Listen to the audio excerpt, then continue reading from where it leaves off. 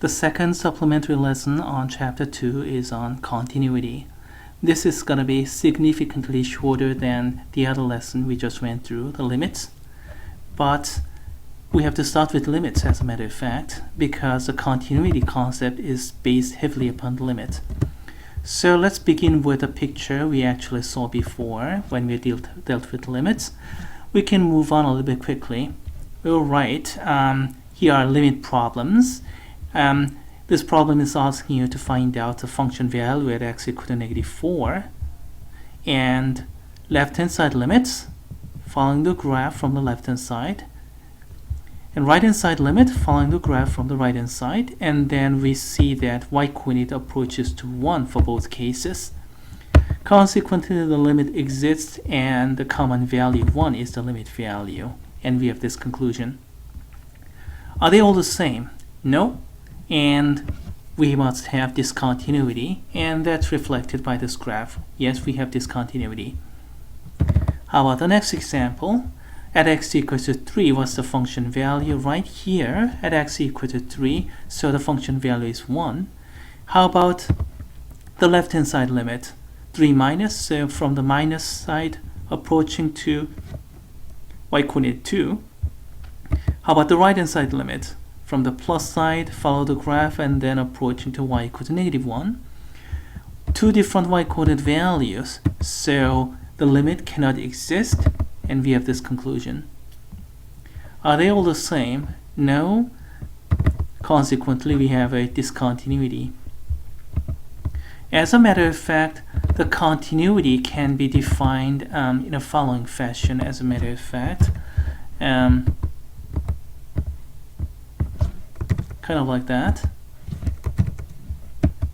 To be a little bit more precise, especially if I use our textbook's notation, this is a definition of the continuity. Limit must exist, and then the limit value is the same as the function value. However, in Calculus 1 level, it's a little bit more convenient to consider left-hand side limit and right-hand side limit separately, because in order to have a limit, left-hand side limit and right-hand side limit must exist, and they have to be the same. Oops. Okay. And then, of course, if you have this and that, and then common value is this limit, so you don't really have to consider this part, and then you end up with something like this. This is a practical way to find out and determine the continuity. So please bear this one in your mind, and then let's move on to an example. How about this one? I'll leave the other one to students. Let's concentrate upon this one, and I hope everybody can see that there are exactly two possible breaking points, x equal to 0 and x equal to pi. Otherwise, we're continuous. Why? When x is less than 0, we have this line, first line, it's a polynomial function, it's continuous. When x is greater than 0 but less than pi, we have to have this trigonometric function, sine of x, that's continuous everywhere. That's fine. When x is greater than pi, we have this linear function. Again, we have a continuous function. So only possible breaking points are occurring at x equal to 0 and x equals pi. The key is now how to utilize this piecewise defined function to get left-hand side and right-hand side limit. Let's go ahead and do that. So just remember, first, this is what we are headed. We're going to find out the function value, left-hand side limit and right-hand side limit. We're going to have to do that at x equal to 0 and x equal to pi. When x equal to 0, let's see, what is f of 0? We have to have x equal to 0, so it applies to this one. This one has equality in there, not this one. This one does. So plug in x equal to 0 to first line, I'm going to get the function value f of 0. But that's small fish. The big one are the limits. We're taking the limit, x is getting closer and closer and closer to 0, so eventually we're going to plug in 0, but to which line? X is going to 0 minus, which means a little bit less than 0, that's going to be my first line. this is what we end up with. Plugging in x equal to 0, the first line, because that's when x is a little bit less than 0, we get f, a limit as x is approaching to 0 from negative direction, f of x is 0. Same as f of 0, by the way. On the other hand, if I take the limit from the right hand side, x is a little bit greater than 0, that's going to be a second line. Oops. Oh, come on. That's going to be the second line. That's when x is greater than 0 here. So plugging x equal to 0 to the second line, what do we get? We have sine of 0. That's also 0. So what do we have? Do we have continuity? 0, 0, 0. Oh, they're all the same. So we have to have continuity at x equal to 0. How about x equal to pi?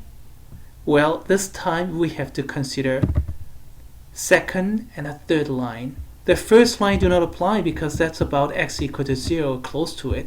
Around x equal to pi, here's 1, x equals to pi, that's for second line.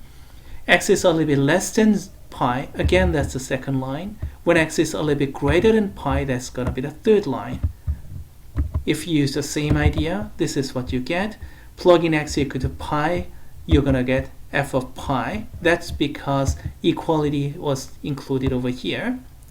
And plug in pi to the case when x is a little bit less than pi, the second line, we're going to get the left-hand side limit. And the right-hand side limit is when x is greater than pi, so you have to use the third line. And we have this value. They're not the same. Consequently, we have to have discontinuity here. Oh, by the way, if this had been strict inequality, and if this had been greater than or equal to, then you have to plug in x equal to pi. Well, whenever you're calculating f of pi, you have to plug in not to the second line, but you have to plug into the third line, as a matter of fact. You'll have to do something like that. So this function value will be coming from wherever the equality is. Is it going to be absorbed to the third line, as you can see over here, or is it going to be the second line as it was before? The big fish, of course, is coming from the limit computations. This one is going to be absorbed to either this or that anyway, so it's not going to cause too much trouble. You can use the same idea to go through this problem. Oh, by the way, before that, let me show you a picture. Graph of that function is calculated as follows. Okay, here, this is what I got from Mathematica programming, and part of the parabola, a sine function, and then a part of the line. As you can see, we have continuity at x equal to 0. We have a discontinuity around x equal to pi. Okay, the other type of problem that I regard important in this section is determining the continuity condition. Again, we are going to deal with piecewise defined function, but this time we have some unknown parameters, and we have to find out those parameters to make the function continuous everywhere. I have a number of problems here, many of them, and then I'll leave most of them to students so that you can do some exercise about that, and then I'm going to concentrate upon only one problem. The reason I left so many problems here is because our textbook is not really strong in this part, so I want you to study with these. Okay, how do you figure this one out? Please note that the only possible breaking points are x equals to 1 and x equal to 3.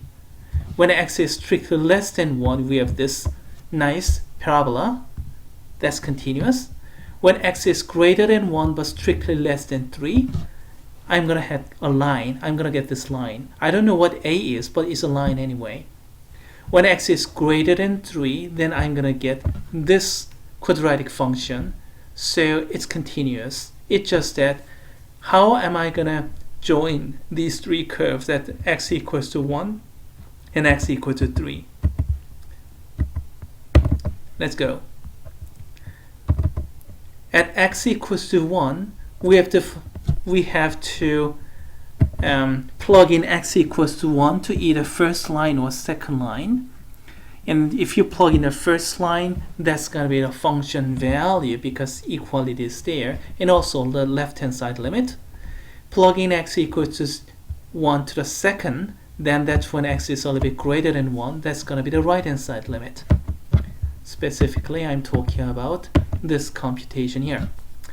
F of 1 is equal to the left-hand side limit. That's because we have an equality in the first line. And plugging in, I ended up with -1. That was an easy computation.